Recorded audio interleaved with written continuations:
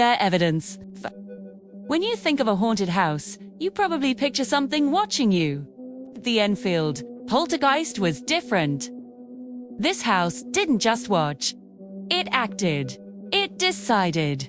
And according to everyone there, it controlled everything inside. It all started in the summer of 1977 on a quiet street in Enfield, North London. The Hodgson family moved into a perfectly ordinary council house. Nothing about it stood out. No dark history, no tragic headlines. Just a small two-story home with narrow hallways and thin walls that carried sound easily. Remember that detail? It'll matter later.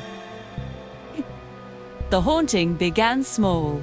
So small, in fact, that no one even used the word haunting. One night, the children, Janet and Margaret, complained their beds were shaking. Their mother, Peggy Hodgson, figured it was just nerves or a child's imagination. But the next evening, she heard it herself. A loud, heavy scraping sound coming from upstairs. When she went to investigate, she found a huge chest of drawers had moved clean across the room. It hadn't tipped over or been dragged slightly. It had shifted from one wall to the other. Peggy tried to push it back. It wouldn't budge. Not an inch. Not until she gave up trying. That same night, objects started flying. Small things at first. Lego bricks, marbles, pieces of plastic. They launched themselves from empty corners of the room, hitting walls and furniture hard enough to leave marks. The children screamed. Peggy called the police. An officer arrived expecting to find a hysterical family. What he witnessed instead changed his career. As he stood in the living room, taking notes, a heavy armchair slid several inches across the floor all by itself. No strings, no tricks, no one touching it. The officer later signed a sworn statement confirming what he saw. And that was only the beginning. Over the next few weeks, the activity escalated dramatically. Beds shook violently, drawers flew open and slammed shut, and furniture began stacking itself into bizarre, impossible formations. And then, the voices started. Janet, one of the Hodgson daughters, began speaking in a voice that was not her own. It was deep, harsh, and undeniably male. It spoke through her mouth while her lips barely seemed to move. The voice claimed it was the spirit of a man named Bill Wilkins, who had died in the house years earlier. But here's what really disturbed the investigators. The voice didn't always seem to know what it was. Sometimes it forgot names it had just given. Sometimes it contradicted its own story. Sometimes it would just laugh at the fear it was causing, almost as if it was learning how to be a ghost as it went along. Soon, the case drew attention from paranormal investigators, journalists, and serious researchers from the Society for Psychical Research. They set up cameras. They left tape recorders running all night. And what they captured is still fiercely debated to this day. They recorded furniture lifting off the ground. They captured photographs of Janet seemingly levitating several feet into the air.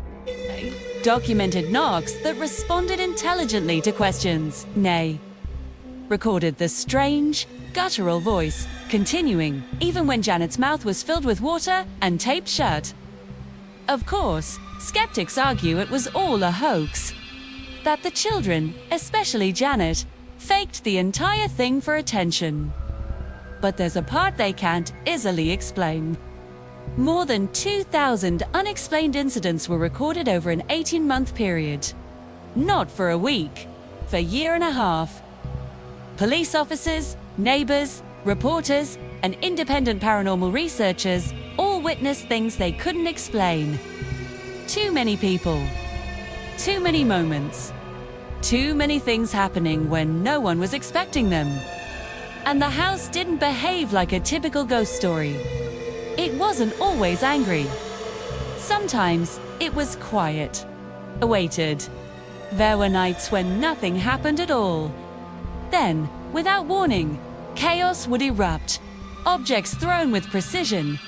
Furniture rearranged while everyone slept. there was a constant sense that something was watching and deciding when to act. Several witnesses described the same feeling. It wasn't fear. It was a feeling of being controlled, as if the house itself had rules, and it was the one in charge. The most chilling moment came late in the investigation. One night, during a quiet period, a researcher asked, into the empty air, "Why are you doing this?" After several seconds of complete silence, the deep, raspy voice replied through Janet, "Because I can." No threat, no anger. Just cold, simple certainty. Eventually, the activity slowed. Then, it just stopped. The Hodgson family remained in the house, shaken but alive. There was no grand finale, no final explanation. Just silence where chaos once lived. To this day, experts still argue over the Enfield Poltergeist. Was it a genuine paranormal event, a complex hoax by clever children, or something far, far stranger?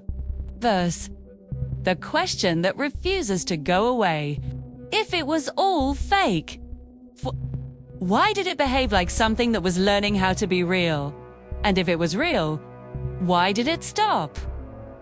Some houses don't trap spirits. Some houses become them. And if this case teaches us anything, it's this. Not every haunted place wants you gone. Some just want to see how long you'll stay. Few want more true paranormal cases, real horror stories, and unexplained signals that were never meant to be heard. Subscribe to Nightshade Signals. Because some stories aren't warnings.